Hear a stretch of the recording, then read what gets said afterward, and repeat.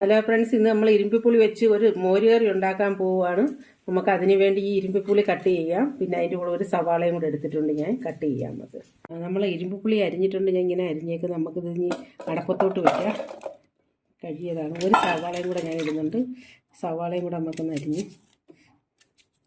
ശകലം വെള്ളം വെച്ചാൽ മതി. ഇത് വെള്ളമല്ലേ, പെട്ടെന്നൊന്ന് ആവി ഒരു തിളപ്പ് തിളച്ചാൽ മതി. നമുക്ക് അടപ്പത്തോട്ട് വയ്ക്കാം.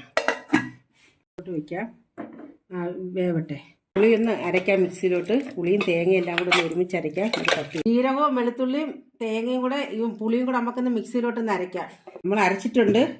നമ്മൾ അരച്ച് വെച്ച് ഇനി നമുക്ക് കടുക് വറുത്ത് അതിനകത്തോട്ട് ഒഴിക്കാം. നമുക്ക് ചട്ടി ചൂടായിട്ടുണ്ട്. ഏകദേശം ഒരു 3-4 സ്പൂണിന് ഞാൻ ഒഴിക്കുന്നുണ്ട്. എണ്ണ ചൂടായിട്ടുണ്ട്. നമുക്ക് കടുക് ഇടാം. കടുക് പൊട്ടിയിട്ടുണ്ട്. നമുക്ക് മുളക് ഇടാം. മുളകൊന്ന് മൂക്കട്ടെ. കരിവേപ്പില ഇട്ടിട്ടുണ്ട്. ഉള്ളി ഇടാം. ഉലുവ പൊടി ഇല്ലാത്തതുകൊണ്ട് ഉലുവ പച്ച ഉലുവയാണ് ഇടുന്നത്. ഒരു 3-4 എണ്ണം ഇട്ടിട്ടുണ്ട് ഞാൻ. കടുക് വറുക്കാൻ മൂത്തിട്ടുണ്ട്. നമുക്കിനി അതിലോട്ട് മോര് ഒഴിക്കാം. മോരിന് വേണ്ടിയുള്ളത് ഒഴിക്കാം. മഞ്ഞൾപ്പൊടി ആവശ്യത്തിന് ഇട്ടാൽ മതി. ഒരു 1/4 ടീസ്പൂൺ മുളക് ഇടുന്നുണ്ട് ഞാൻ.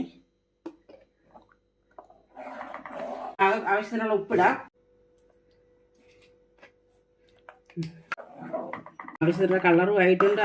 ആവശ്യത്തിനുള്ള എരിവും ഞാൻ ശകല എരിവേ ചേർത്തിട്ടുള്ളൂ. നിങ്ങൾ ട്രൈ ചെയ്യണം. നമ്മുടെ സാധാ മോരിനേക്കായി ബെറ്ററാണിത്. ഇരുമ്പിപ്പുളി കൊണ്ടുള്ള മോരുകറി റെഡി ആയിട്ടുണ്ട്. നിങ്ങളും ട്രൈ ചെയ്യണം. ഞാനൊന്ന് ഇറക്കി കാണിക്കാം. അടിപൊളിയാണ്. നല്ല മോരുകറി പോലും മാറിപ്പോവും. നമ്മൾ വിളമ്പുമ്പോൾ തന്നെ ഇന്ന കറിയാന്ന്, അല്ല മോരല്ല ഇത് ഇരുമ്പിപ്പുളി വെച്ചുള്ള കറിയാന്ന് പറഞ്ഞാലേ അവർക്ക് മനസ്സിലാവത്തുള്ളൂ. അതേപോലെ അടിപൊളിയാണ്. നിങ്ങൾ ഉണ്ടാക്കണം. നിങ്ങൾ ലൈക്ക് ചെയ്യുക, സബ്സ്ക്രൈബ് ചെയ്യുക. അടുത്ത വീഡിയോയിൽ കാണാം ഫ്രണ്ട്സ്.